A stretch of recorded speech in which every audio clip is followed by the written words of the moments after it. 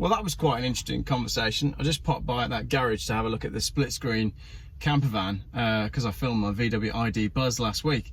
I pull up and the chap's like, have you got a YouTube channel? I was like, yeah, I got a YouTube channel. I got a couple of subscribers. He goes, what's the name? Maybe I wasn't wearing my hat. I go, Geoff Buys Cars. He says, oh, we watch you all the time. Got chatting. So it's father and son business, 3 sons working at just basically a traditional garage. And yeah, they're into Geoff Buys Cars and they're into the stuff that Geoff Buys Cars talks about. So we had a really interesting chat about what's going on in the world. They were telling me about what's going on with Southwest Water and the fact that they are basically polluting as much as they want. I've not dug into this too much. I've seen it happening. I haven't addressed it on the channel, but it's interesting that they want to talk about issues that are affecting, you know, people in Cornwall. So down here, I've only been in Falmouth for an hour and already we've got migrant problem, we've got water pollution problem, and we've got a massive housing crisis. Chatting to Keith in Freeriders, who is like part of the scenery in Falmouth. He's had a surf shop in Falmouth forever, and one of his staffers, who, let's be honest, is a surf shop, probably earning minimum wage, £1,250 a month to rent an apartment. You can't make a living on that, can you? You can't plan around that. So you've got a housing crisis because everybody wants to live in Falmouth. So during COVID and lockdowns, the house prices in Cornwall went absolutely insane.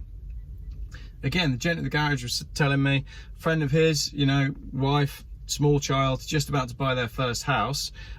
Just as the paperwork's about to go through, the house gets taken off the market. Oh, sorry, we're actually going to keep the house. Turned out the house went back on the market a little while after for 60, 70, 80,000 pounds more, just because they knew they could get more money for it. So you have a situation where the house prices in Cornwall are so high because it's such a desirable area to live, and then the locals can't afford to live here. So then the locals leave. So the thing that made the place desirable in the first place is its own undoing, because you can't make a proper living down here unless you're working elsewhere. So the second home, desirable home thing is just absolutely ripping the soul out of these places. Falmouth has a double whammy of problems because it also has a university. And although the university has been excellent for Falmouth and in terms of keeping it alive and not allowing it to just fester like some Cornish towns, and if you watch turd towns on YouTube, then you'll know that places like Redruth and Camborne are just totally neglected by the tourist trail and end up being just not very nice places, a stone's throw from coastal regions where you've got multi-million-pound houses. But with the student accommodation, you have a situation where the university is making that much money from students. It goes on a plan to grow and grow and grow and grow and grow, and then suddenly you've got a gigantic university which is swamping a small town, which is massively skewing the availability and desirability and pricing of properties within the town.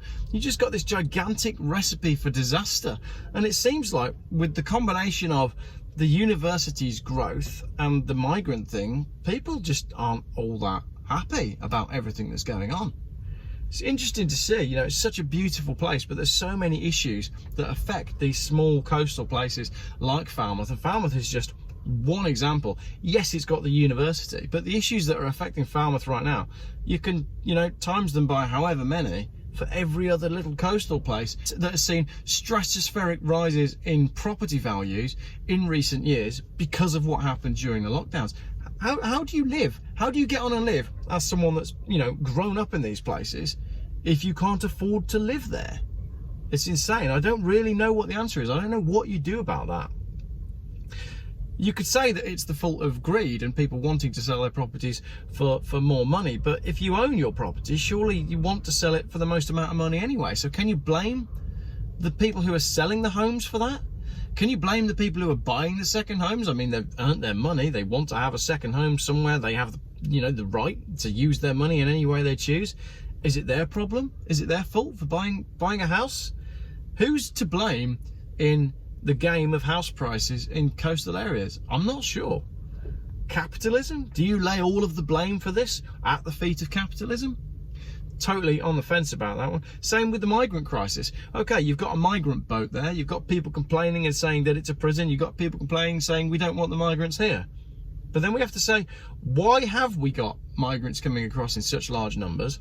And you have to look at the root cause of what happened in those countries. And the blame lies in Western politics.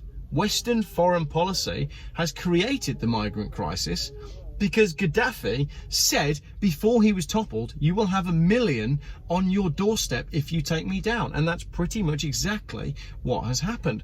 The conspiracy theorists would say that this is a plan to destabilize the West by bringing in people from the East in huge numbers. Are the government complicit? Are the government bringing these people in? Jury's out on that one, but it certainly looks like it, doesn't it? Certainly looks like it. Let's go chat to Keith about the surfing industry.